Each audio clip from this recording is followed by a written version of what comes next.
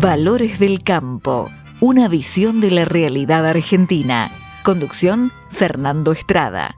En OMINT cumplimos 55 años, en los que siempre fuimos renovando nuestros servicios, porque para cuidar tu salud no podemos quedarnos en el tiempo. OMINT, experiencia para lo que sigue. Superintendencia de Servicios de Salud, órgano de control de las empresas de medicina prepaga, www.sssalud.gov.ar, 0800-227-2583, Registro Nacional de Entidades de Medicina Prepaga número 1336. Kroll, baja el colesterol. Aceite de canola Kroll reduce el colesterol. Kroll, el aceite ecológico. Activa tu carrera. Lidera tu futuro. En Universidad FASTA, elegí entre más de 30 carreras online diseñadas con innovación y trayectoria académica. Inscribite hoy y accede a importantes beneficios en la matrícula. Ingresa en www.ufasta.edu.ar/distancia. Universidad FASTA, conectando con tu futuro.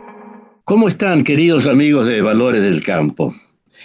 En las sucesivas y tan valoradas visitas de ustedes a este programa, han escuchado muchas veces cómo hablamos de agroindustria, bioagroindustria, porque ya el término aquel campo, aunque sigue teniendo un significado y un significado emotivo principalmente, no alcanza a definir este fenómeno que es la presencia de la producción agraria en la economía moderna.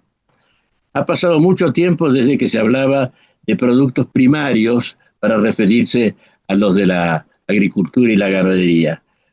Y poco a poco esa idea anticuada ha sido sustituida por el concepto de que se trata de un sistema productivo que abarca no solamente el acto de poner las semillas en tierra y recoger después las mieses, sino que implica desde la acción en laboratorios hasta la comercialización, con vinculaciones con la infraestructura industrial o de caminos de un país, con su sistema educativo, hasta con la geopolítica, desde luego con aquello que se llama gobernanza y que implica la posibilidad de confianza en las relaciones contractuales a través de sistemas políticos permanentes, en fin, tranquilos. Se trata entonces de algo que no quiero decir nuevo porque siempre en la humanidad ha determinado una combinación de las actividades humanas. Pero no hace tanto que se ha comenzado a ver esto como una realidad y verla, entenderla, comprenderla y por consiguiente determinar políticas y acciones en base a esta verdad de fondo. Pero desde hace un tiempo, digo, no hace tanto. En 1957, un investigador, Ray Goldberg, presentó esta idea con un nombre: el agronegocio.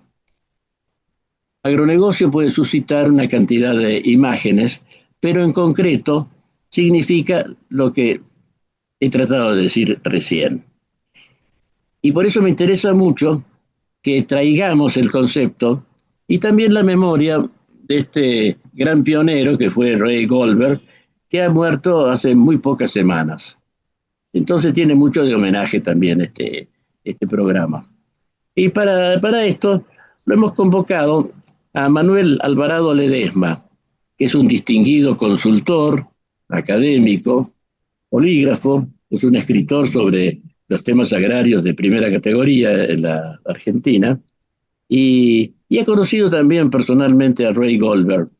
De modo que es la persona indicada para el día de hoy. ¿Cómo estás, Manuel? Mucho gusto, Fernando, acá, a través de la tecnología. ¿Qué te parece esta breve introducción que he tratado de hacer a un tema tan importante y que vos dominás como pocos? Bueno, esta introducción en mí ha disparado muchas ideas, así que voy a tratar de ordenar aquello que dijiste respecto a la producción primaria. Es algo anacrónico. Imaginemos que estamos pocos días antes de la Revolución de Mayo, en 1810, en la plaza, actualmente Plaza de Mayo. y se acerca el vendedor de papas. Uno se acerca como vecino, le compra las papas y le pregunta, ¿y estas papas quién las hace? Yo. ¿Y cómo las hace? Y no, tengo una azada y una pala. ¿Y las semillas de dónde las saco? Y las produzco yo.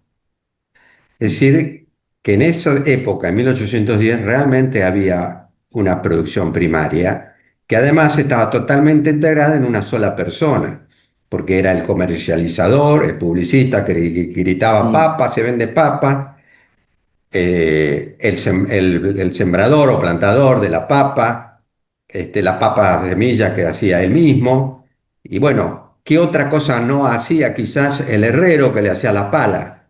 Entonces, la cadena de valor era infinitamente corta. Es una cadena de valor que no representaba nada más que exactamente el campo. Pero a través de la tecnología que fueron pasando en estos 2 siglos casi y medios, la tecnología fue empujando a diferentes especializaciones y transacciones. Es decir, que hoy la disciplina de los agronegocios como disciplina, no como negocio en sí, pero como disciplina, es decir, como visualización de todas estas actividades, vista en los ojos pioneros de Ray Goldberg, que estableció la cátedra de agronegocios en Harvard en 1957-58, junto a otro pionero, Davis, que fue después secretario de Agricultura. Cambió totalmente. Hoy no se puede hablar de actividad primaria. Sin embargo, en las estadísticas, las funciones oficiales se divide en sector primario, secundario y terciario. Esas tres fases no existen como fases independientes. Son fases totalmente coordinadas que conforman la misma cadena de valor.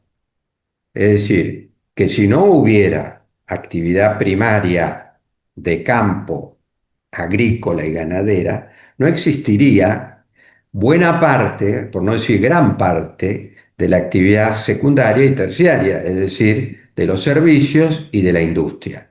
No habría Exactamente. industria de producción de sembradoras, como somos líderes en el mundo, si no hubiera aquí un mercado doméstico que es casi cautivo porque pide la sembradora tal cual la necesita el área agrícola.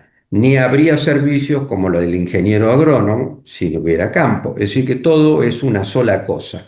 Y así se debería analizar, porque decididamente, si no hubiera la actividad agrícola en sí, no existirían todos los demás eslabones que se encadenan a partir del agro, no solo hacia el consumidor final, sino cada vez más hacia arriba. Es decir, para producir más se necesita cada vez más eslabones más específicos, porque la tierra y el aire y el agua es finita. Entonces, para producir más para una población que cada vez demanda mayor calidad de alimentos, necesitamos cada vez más tecnologías aguas arriba. Es cierto que tuve la oportunidad, porque en un momento dado, en el 2007 o 2008, cuando estaba escribiendo un libro que se llamaba Agronegocios, justamente, este libro que escribí con la editorial El Ateneo, en un momento dado, mientras los estaba escribiendo, dije, quiero conocer al señor Ray Goldberg, porque vi que había sido el fundador de esta visión de la cadena de valor y de todas las transacciones que se producen a lo largo de la cadena, desde el campo hacia abajo, es decir, hacia el consumidor, y desde el agro hacia los agentes de producción que permiten la producción agrícola.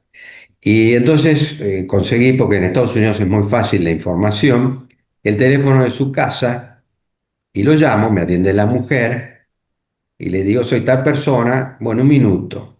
Entonces el doctor Goldberg me atiende y me pregunta, ¿usted quién es? Porque yo a usted no lo conozco. Y yo le digo, soy el presidente de la República Argentina. Y el tipo largó la carcajada enseguida y fue como que a partir de ese instante hubo como una química muy próxima, pese a la gran diferencia de edad. Pero era un hombre muy simpático y que admiraba mucho a la Argentina, sobre todo al emprendedor agrícola y agrícola sobre todo, porque con todos los obstáculos que tiene, la agricultura, sobre todo esto fue en el 2008, venía, o 2007, seguía creciendo, ¿no? Luego, con los gobiernos, digamos así, kirchneristas, hubo como un stop, se paró un poco la producción y la productividad, pero no del todo el entusiasmo. Pero Así que bueno, esa es la... Para Ray Goldberg debe haber sido muy interesante lo que le planteaste, la situación argentina, aunque no fueras el presidente del país, que te la pudiste presentar como algo muy de acuerdo con su visión.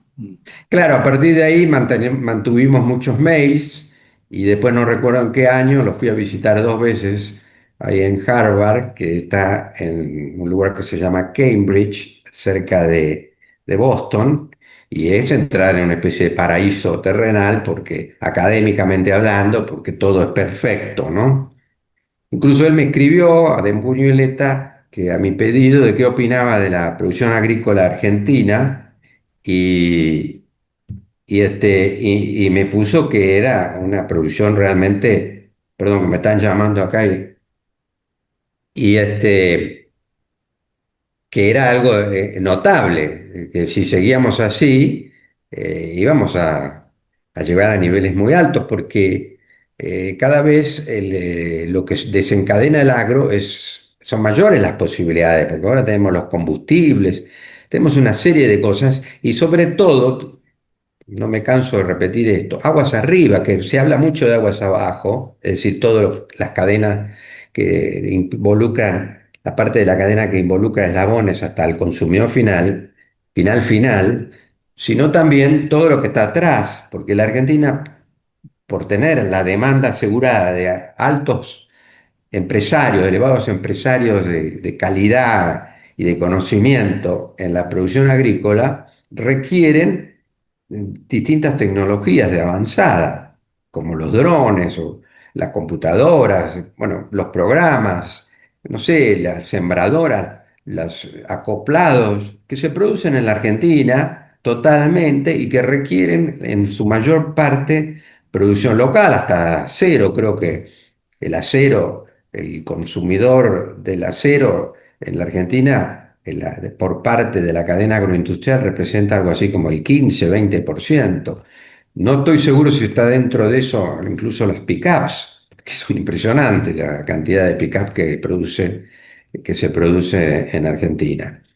Y bueno, con sus vaivenes, lo mismo las cosechadoras. Y bueno, y determinadas herramientas pequeñas que solo el que está en el campo puede solicitarle al productor de la tecnología que se lo adapte a determinada forma del campo. Es decir, no es lo mismo una sembradora que viene de Estados Unidos que una sembradora que atiende exactamente la necesidad local. Entonces, bueno, creo que lo que Ray Goldberg fue realmente un pionero. Para mí me emocionó mucho cuando me enteré de su muerte, porque hasta hace poco tiempo, ya a pesar de que a punto de cumplir 99 años, seguía yendo a Harvard, tenía su oficina con una secretaria y seguía estudiando y mantenía contacto, sobre todo mantuvo contacto con el Tejar y con los Grobo y con otros grandes, pero así a nivel, digamos, consultor, con muy pocos. Es un personaje notable, sin duda, y que conviene evocarlo, conviene que se lo conozca, como contraposición de eso que ya debería haber desaparecido, esa idea de que hay una producción primaria y otra industrial que es paralela.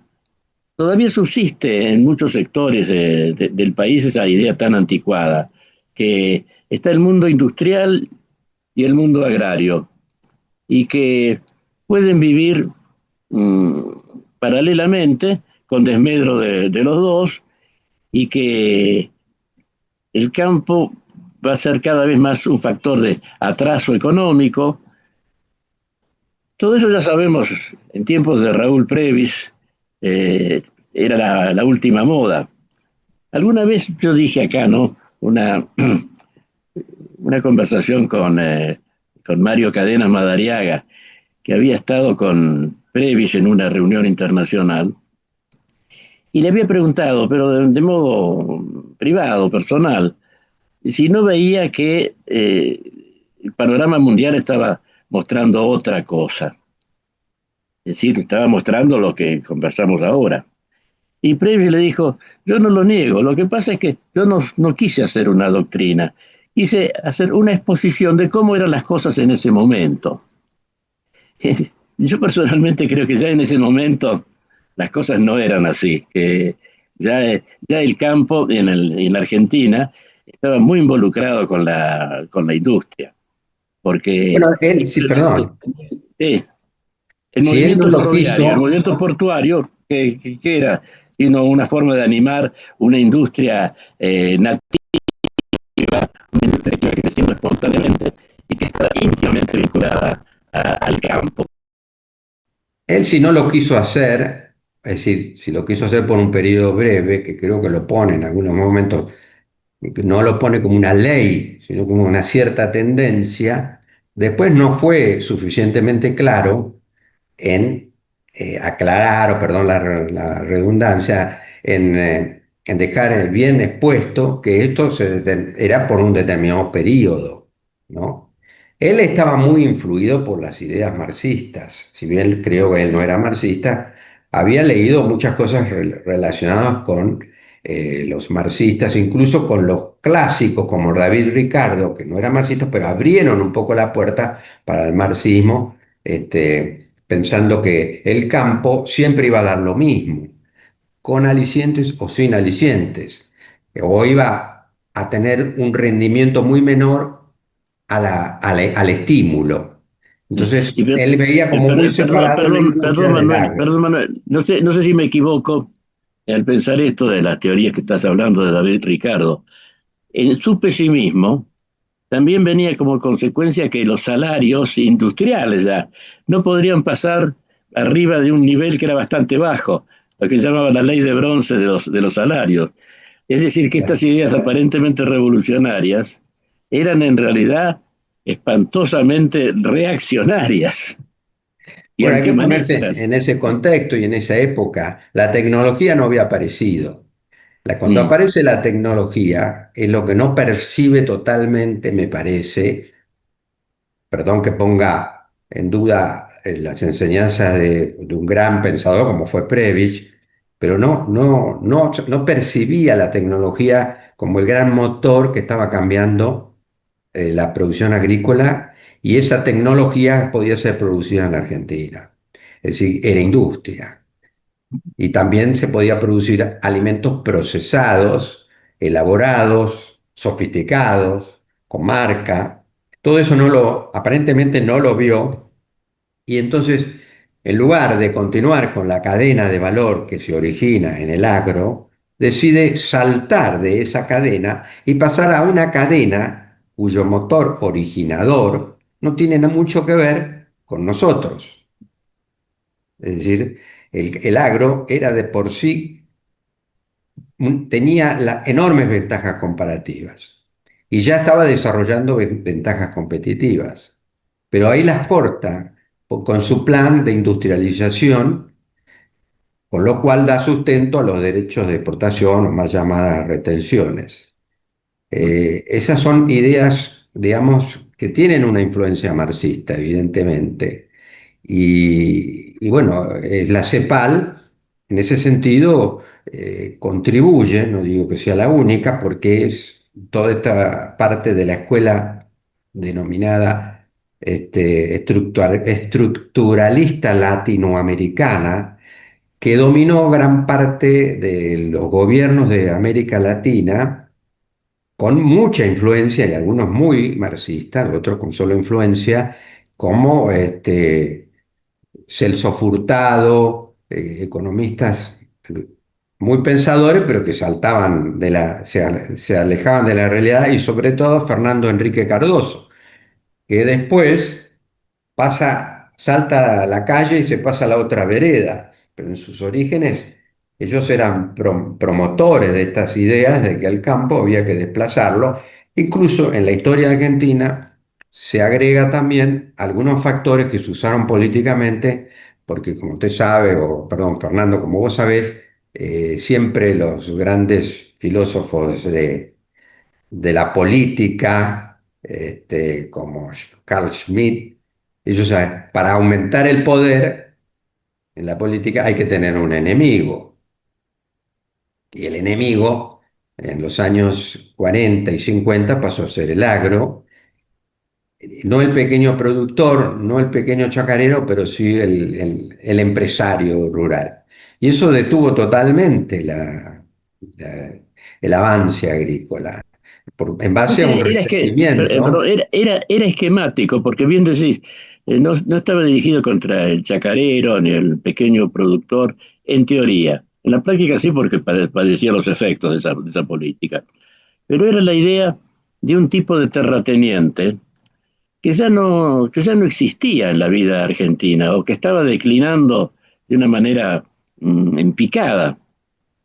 Además, el tipo de gran terrateniente en la Argentina tuvo un periodo no demasiado largo, porque es después de la campaña del desierto que la tierra empieza a tener un valor por sí mismo. Hasta entonces, lo que tenía valor era lo que se ponía encima, Claro. porque era muy difícil permanecer en la tierra. Venía un malón, desaparecía todo. ¿Y para qué decir otro tipo de malón como la langosta o la sequía o las inundaciones? Valía muy poco la tierra. Empieza a valer después que se organiza el país, y eso es hasta más o menos la década de 1930. Ahí se viene la fractura de ese sistema de la oligarquía terrateniente, que tiene mucho más de literario que de histórico. Bueno, los presuntos oligarcas terratenientes, los primeros, tenían la uña negra y callos en la mano. Puedo dar apellidos, y creo que para ellos debería ser un orgullo, como la familia Santamarina o la familia Pereira, Iraola, Mm, que después, en las generaciones posteriores, pasaron a tener palacetes, etcétera. Pero eso duró muy poco. Además hay que contextualizarlo en el mundo. Si uno está en 1910, ¿qué pasaba en Europa? El Santa Marina de Inglaterra era el duque de York, que sí tenía realmente una explotación sobre el hombre, por el hombre, mm, que sí, digamos era durísimo. España, Italia, ¿por qué antes de las guerras ya venían desesperados irlandeses, españoles, italianos? Se puede justificar con la Primera y la Segunda Guerra Mundial, pero antes ya venían en busca de salarios superiores. Quiere decir que uno puede criticar el palacete de la oligarquía, puede ser, pero si lo contextualiza, la cultura del momento, era mucho más democrático el esquema que lo que pasaba en el mundo. Es como, digamos, tragarse las vestiduras por la esclavitud en 1400. Y bueno, pero era, digamos, la ideología, la cultura del momento. A los ojos de hoy es una cosa terrible. Pero bueno, era así. No sé, Washington tenía 100 esclavos. hasta Washington. pero hay algunos aspectos que son folclóricos y hasta cómicos. En buena medida, la gran calidad de los palacetes porteños y el interior también venían como lastre en los barcos que después llevarían nuestro trigo, el maíz, la carne a Europa.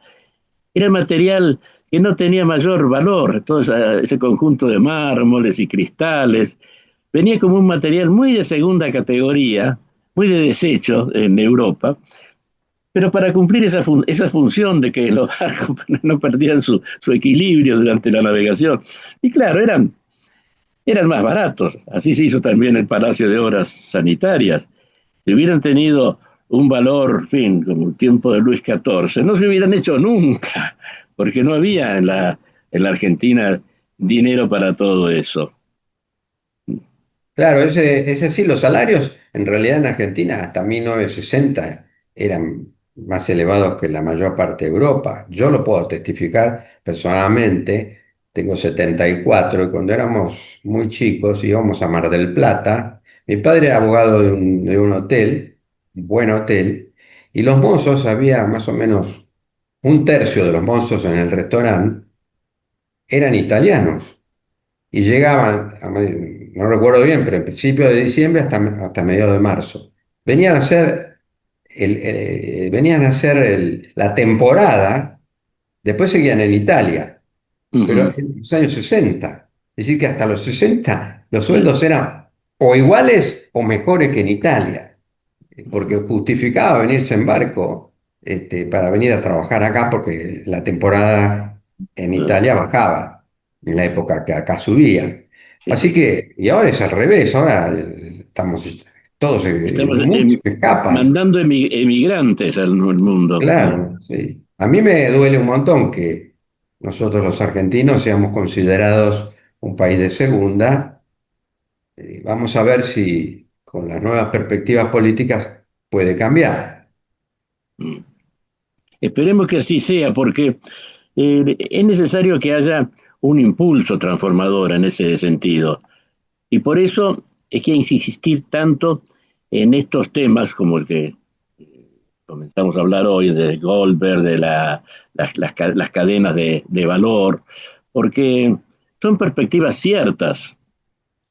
En la Argentina hay un pesimismo mezclado a la naturaleza del ciudadano argentino. Incluso en las épocas consideradas brillantes económicamente, la música argentina, la literatura argentina, eh, está cargada de melancolía. A lo mejor es la nostalgia de los inmigrantes también, que tiene mucho que ver con eso. Pero lo cierto es que ese, ese ambiente de tristeza no es lo más adecuado para darle impulso a un país. Y resulta que la Argentina, hoy incluso, que es un momento de tanta desesperanza, no tiene por qué ser así. Sus expectativas son gigantescas. Primero hay que conocerlas y después, claro, hay que abrazarlas y considerar las metas Y hay que accesibles. cruzar el conurbano y salir, y no al revés, Mm. porque las oportunidades en el interior son enormes. Pero bueno, con un cuadro más amigable con el emprendedor es fantástico. Creo haber leído de este señor von Hayek, es de la escuela austríaca, que muy admirado por el presidente, que Mm. dice algo así: me da bronca que la gente admire a quien entra con un puesto en el Estado y es director nacional o algo por el estilo y gana su sueldo y lo aplauden. En cambio, si un muchacho se larga a fabricar zapatillas o lo que fuera y le va mal, se burlan de él. Mm. El meritorio es el segundo, no el primero. El primero buscó lo fácil, lo seguro. Mm. El segundo le fue mal, no importa. Que siga, que pruebe de nuevo hasta que llegue a dar con la tecla. Y aunque no la dé nunca, es un mérito porque está moviendo la economía, está dando la posibilidad a otros de trabajo, no se está enquistando en un aparato estatal. Así que eso es lo que también la mentalidad hay que cambiar. Es decir, la gente se ríe de cuando a una persona le va mal y debiera hacer lo contrario, debería alentarlo y decirle: no, continúa, busca otra nueva fuente, no te dejes Mm. caer. Sí, En sí, sí, cambio, sí, si sí. lo nombran senador, por decir cualquier cosa, que está muy bien, no digo que esté mal, pero tampoco es para darle una gran felicitación. A veces está bien y otras está mal, según quién se vaya a sentar en la Bueno, banca, ¿no? pero digamos que Esto la que, función de senador es sí, loable, pero sí, más loable es un gran emprendedor que se juega la vida, eso quiero decir. sí.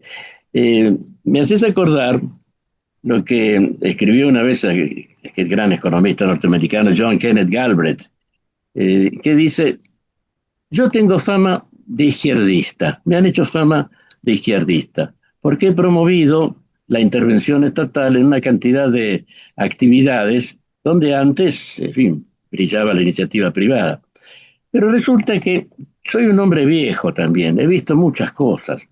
Y me acuerdo, en mi infancia y mi adolescencia, cómo la vida familiar resolvía una cantidad de problemas, cómo la iniciativa en el municipio también lo hacía en su medida. La sociedad tenía una capacidad de resolver problemas y generar energía que después se ha ido perdiendo. Entonces, el viejo Galbraith, como funcionario, como profesor de economía, una cantidad de cosas, ¿qué tenía que hacer? ¿Lamentar el tiempo pasado? ¿Entrar en la nostalgia? ¿O decir, vamos a poner algún tipo de solución a este problema concreto, lo que está pasando ahora? Ahí también lo presentaban no como una doctrina, sino como algo específico. Y siempre me ha parecido una gran lección de un hombre pragmático, capaz de mezclar distintas consideraciones de la economía de acuerdo a la realidad, pero no una realidad de épocas históricas, sino concretamente en su momento. Claro. Bueno, ¿Y qué es lo que nos pasa a nosotros también? Porque hay gente capaz de llevar esa iniciativa de lo privado al Estado. Ha habido muchos casos así de empresas brillantes, pero siempre ha dependido del carácter de quien ha estado allí. claro, Si se la impone persona es fundamental. Pero si se las impone una personas sufren de mentalidad chata, es inútil. es un círculo, hay que entrar en un círculo vicioso. La persona optimista y realista simultáneamente, emprendedora, contagia. La sociedad se contagia y a su vez contagia a los individuos, a las personas individuales, para que vayan para adelante. Es necesario entrar en ese círculo y empujar. Todos aquellos que podemos hacer algo, bienvenido va a ser para la patria, para el cambio de la Argentina. La libertad es un fenómeno extraordinario que por suerte ahora está resucitando con fuerza, sobre todo en la gente de 20 años, de 25 años, algo que nunca había visto yo en mi época que me formé en la universidad. Ser liberal prácticamente era para esconderme en un ropero y cerrarme con llave y no dejarme salir. Ahí primaban en esa idea las facultades, se estudiaba de ciencias económicas, la carrera de economía que estudié yo, se estudiaba justamente a la escuela estructuralista latinoamericana, que es más o menos lo mismo que la CEPAL. Eso estudiaban los alumnos, no sabía nadie de nada. No hace mucho un economista muy conocido, no lo voy a nombrar, pero muy conocido, me dice, tengo que dar una charla. Me pregunta, yo voy a decir que si las soja llega de 450 para arriba, este programa va a andar.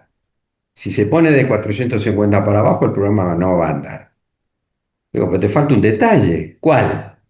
No es solamente el precio, es la producción. ¿Cómo la producción? Y claro, si en vez de dar 40 quintales de promedio, da 22, se va todo al tacho por más que demos en $500. Es decir, que la mentalidad es de ese industrialismo como fabricar automóviles que van a salir, uno puede calcular 900, si sale todo mal, 890, está bien, pero acá no, acá puede calcular 100 y le salen 20. Es decir, hay un fenómeno muy aleatorio que no lo comprende quien no ha caminado un poco por el campo, aunque sea un economista de gran renombre. No hace mucho un ministro de Milei, que es un liberal, o un libertario más bien, y dijo, bueno, pero el campo demanda muy poca mano de obra, pero no, el campo demanda mano de obra según la cadena de valor. ¿Sí? Y ahí vamos a ver, hasta creo que se hizo un estudio en un momento dado, en el 2002 o 2001, no recuerdo, de la Rúa, y demostraba las estadísticas oficiales. El INDEC toma que el sector primaria aporta el 7% del producto. El 7%, ¿cómo hacer eso? Y claro, y el estudio que hizo incorporó algo de las cadenas de valor y llegó al 12%. Es decir, aumentó. Bueno, si se hiciera un estudio realmente de cosas que no podrían existir si no estuviera el campo, nos daríamos cuenta de que el aporte al Producto Bruto es enorme comparado con lo que es hoy. Por eso yo no sé mucho, no sé si tengo tiempo, hará unos meses, le escribí al profesor Huerta de Soto, que es el gran maestro de Milei. Me interesaba ver cómo había influido tanto este español, porque en general, este, cuando uno habla de economistas, habla de sajones, de anglosajones, de cultura de Estados Unidos, Inglaterra, quizás Alemania, quizás Noruega, pero no de países mediterráneos. Entonces él me contestó que por qué me tenía que atender. Yo le dije, porque quiero dar unas palabritas ahí en su curso, ¿y por qué le tengo que dar yo esa oportunidad? Entonces yo le dije, bueno, porque usted es libertario y un libertario tiene que generar competencias. Si yo le estoy dando la posibilidad de que me permita hacer una oferta para que a ver si el alumno demanda o no demanda, bueno, finalmente me recibió en Madrid. Él es el fundador de la... No es tan simpático como Goldberg. No, no, pero es la antítesis. Es exactamente la antítesis. Pero es una persona que, ¿cómo explicarlo? Nos lleva a un extremo que entonces yo, que estoy en el otro extremo, termino en el centro. No sé si me explico. Sí, Me sí. corre a tal punto que me hizo bien personalmente, a mí, muy bien, y que creo que es bueno. Él es una persona que no es liberal. No se puede decir liberal. Liberal ya es centro izquierda para él. Entonces, se corre a tal punto hacia la libertad que él se autodenomina anarcocapitalista. Obviamente eso es en el plano académico, porque sirve para pensar, porque nos lleva a un mundo quizás ilusorio, pero que nos permite crear, porque es como el brainstorming, el de tirar ideas raras y que al final él no lo ve como idea rara, por supuesto, ¿no? Lo que llego a decir eso me pega, pero bueno, pero fue humilde en recibirme y, y- y ahí No, vi, todo eso es positivo, la polémica respecto de la, en fin, de la visión teórica, abstracta, pero quiero decir no en un sentido despectivo, sino de las conclusiones generales que se pueden sacar de la experiencia. Y el mundo está hoy en una situación en que tiene que aclarar muchas cuestiones intelectuales, morales, hasta espirituales, podría decirse, porque las confrontaciones llegan hasta el fondo de las personas. Hoy en día la geopolítica está dominando al comercio internacional. No sé si de una manera definitiva, por cuánto tiempo, pero está sucediendo. Y es sabido que la política que no está, por lo menos un poco iluminada por principios morales, lleva a mal puerto. Es por decir, supuesto, esta debería ser una época de polémica constructiva, no de confrontaciones ideológicas, desde luego, pero sí de los análisis principios de qué, hasta qué hemos llegado, por qué, y a dónde podemos ir, y a dónde deberíamos ir. bueno, los principios, como dice Groucho Marx, estos son los que tengo, si no le gustan los cambio por otros, Así. pero hay algo de eso, pero también hay un límite. Esa escuela tiene muchos seguidores, ¿eh? Sí. Bueno, por ejemplo, yo me estoy acordando ahora en este momento, el gobierno militar, el gobierno de facto, o la dictadura, como usted lo quiera llamar, encabezada inicialmente por Videla, era anticomunista a muerte, combatió la subversión, no de la mejor manera, pero lo hizo, y cuando se produce el embargo por el tema de Afganistán, allá por los años 77-78, nadie le vendía granos a Rusia y nosotros le vendimos. Dice la contradicción en el gobierno de la dictadura, anticomunista. Es decir, que se aprovechó la oportunidad. Eso es Y le oportunismo. vino muy bien a a la Unión Soviética. Y nosotros también, porque en ese momento un Claro, claro. 30% no tenía mayores abastecedores. Mm, La mm. ganamos al gobierno militar, le vino muy bien al gobierno. Pero Pero bueno, eso por un ahí ha lado, sido, pero sin embargo, a veces, dentro de todo lo mal que han hecho los militares, me meto en un tema espinoso que quizás a muchos de la audiencia no les guste, pero es simplemente para ponerme en abogado del diablo. Cuando la guerra de las Malvinas estaba entrando ya en su etapa final, tengo entendido que Rusia ofreció colaboración. ujú, Sin embargo, los gobiernos militares lo rechazaron, sabiendo que era que era posiblemente su autodestrucción personal. No sé si me ujú. entienden. Sí, sí, sí, sí, Así que sí. ahí tuvieron un límite. Esto es una idea mía que a lo mejor me estoy equivocando, pero percibí eso. Bueno, mejor tragarnos el orgullo y rendirnos o algo Y, parecido. y optar por lo práctico. Yo Pero creo no que llevaron a la muerte a más soldados, murieron 600, 700 soldados, como lo han hecho otras dictaduras, y que no han mm, dudado en dejar que se masacren, ni hablar de Stalin, ni hablar de Hitler, ni hablar de dictaduras realmente fuertes, ¿no? mm. Crudas. Yo creo Por eso que digo que uno los antes, principios tienen llegan a un límite en algunas personas. Es sí, sí, sí. decir, se pueden cambiar, pero no todos. En la Argentina me parece que tenemos esa ventaja, aún con personas como los más discutidos, como puede ser Perón o quien fuera, todos han tenido un límite en la Argentina.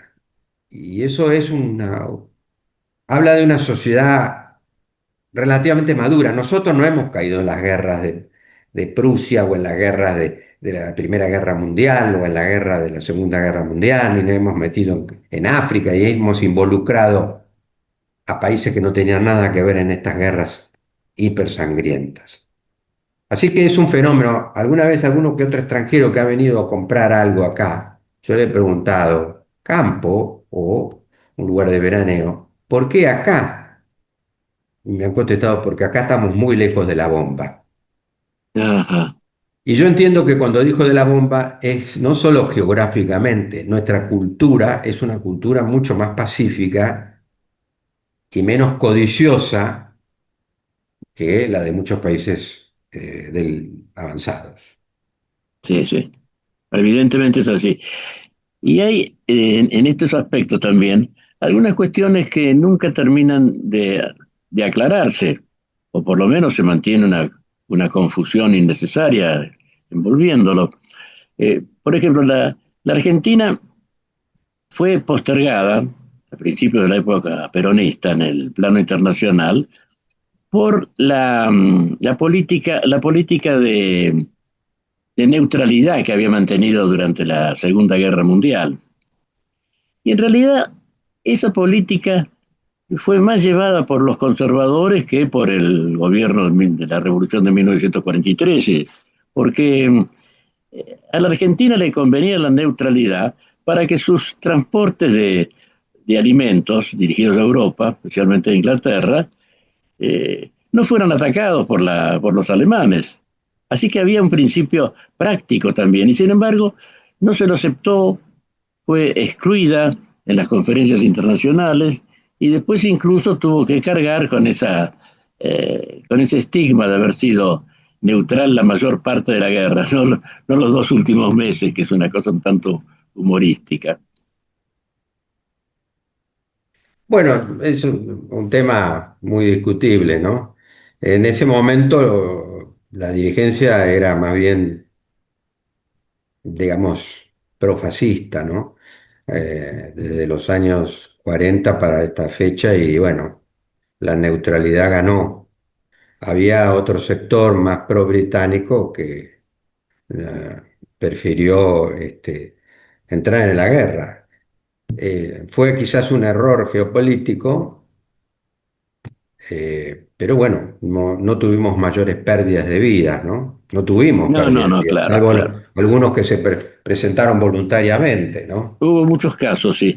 Pero yo voy a ese otro tema de que sí, había muchos profascistas partidarios por consiguiente de la neutralidad, pero había muchos pro-británicos que eran partidarios también de la neutralidad por motivos muy distintos y que eran eso, de conservar el comercio con Europa, cosa que hubiera sido imposible si estaba la Argentina en alguno de los bandos beligerantes. En fin, estas son anécdotas importantes, pero que tienen relación con el tronco de lo que estamos hablando, la necesidad de que se conozca qué es y qué puede ser el proyecto agro, bio, industrial, con su cadena de valores y con las posibilidades ciertas que tiene en este momento el país. Ahora hay como un espaldarazo verbal. Hay que pasar a la acción por parte del gobierno. Ya no hay una ideología antiagro, ni siquiera hay una ideología neutral respecto al agro, sino hay digamos, un pensamiento muy favorable y un reconocimiento a todo el aporte que ha hecho el agro y sobre todo las cadenas de valor. Yo tuve la oportunidad de conocerlo a don Nino Sestari, ahí en la zona de Colón. Él me contaba que, por ejemplo, hago esta anécdota porque quizás resulta, eh, qué sé yo, colorida, pero que explica un poco la situación.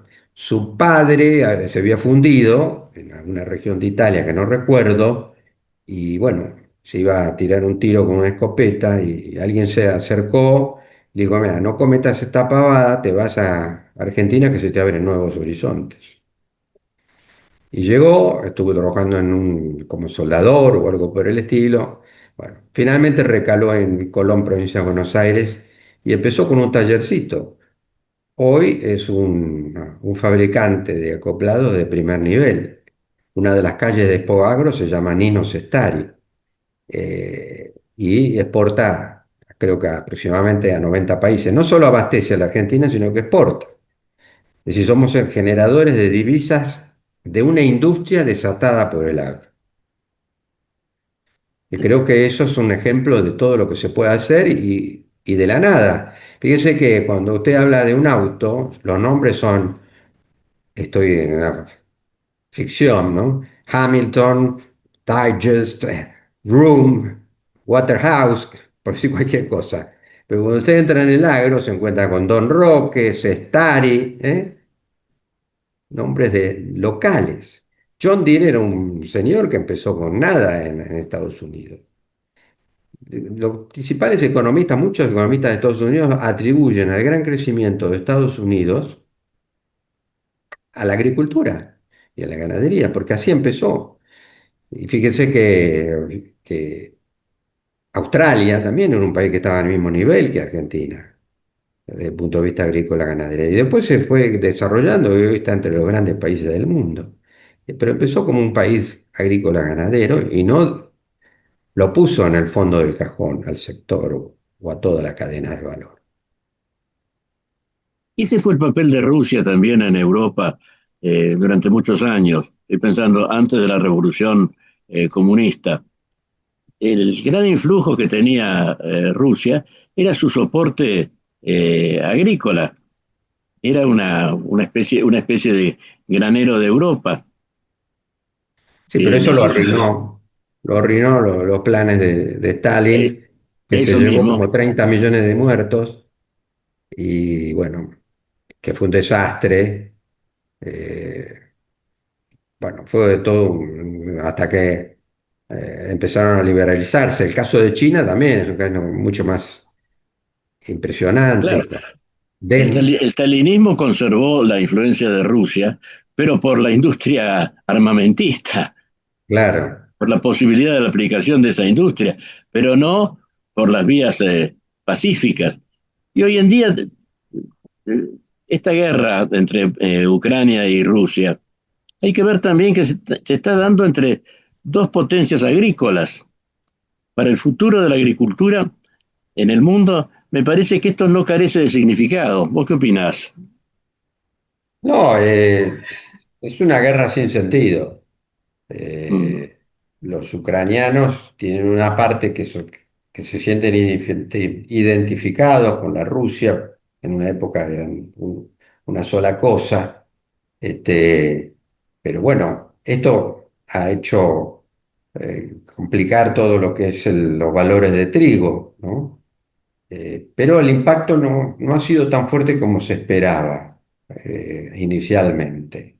Y eso, siempre lo malo trae algo bueno, porque no hay mal que por bien no venga, porque a su vez ha incentivado a desarrollar la producción en lugares que no se consideraban muy aptos para la producción de trigo y que se está cumpliendo. Lo mismo posiblemente va a terminar pasando con, la- con el petróleo, que empezaron a jugar con los precios los países productores de petróleo de la OPEP, y bueno, y a partir de ahí comenzó una nueva cadena, la cadena de producción biocombustible, que es todo un desafío para el campo argentino, para la cadena de valor correspondiente, y también la búsqueda de nuevas fuentes de energía y nuevas tecnologías que no requieren ya de esa tecnología, como la movilidad eléctrica, ¿no?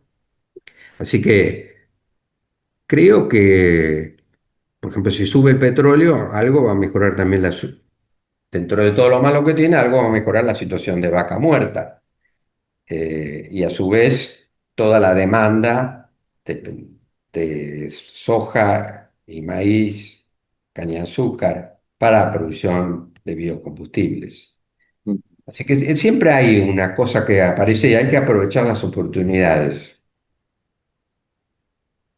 Pero en el mediano y largo plazo es muy importante lo que el gobierno ha logrado, que es una batalla cultural en el aspecto del agronegocio o de los agronegocios. La gente hoy ve de otra manera, la gente común ve como un sector, sobre todo el eslabón agrícola, muy amigable. El eslabón agrícola ganadero me refiero. Es decir, hoy las grandes extensiones de campo han desaparecido, pocas hay, y las que hay son nuevas extensiones de campo que se han unido a partir de otros negocios, como puede ser supermercados o otras empresas que han invertido en el campo.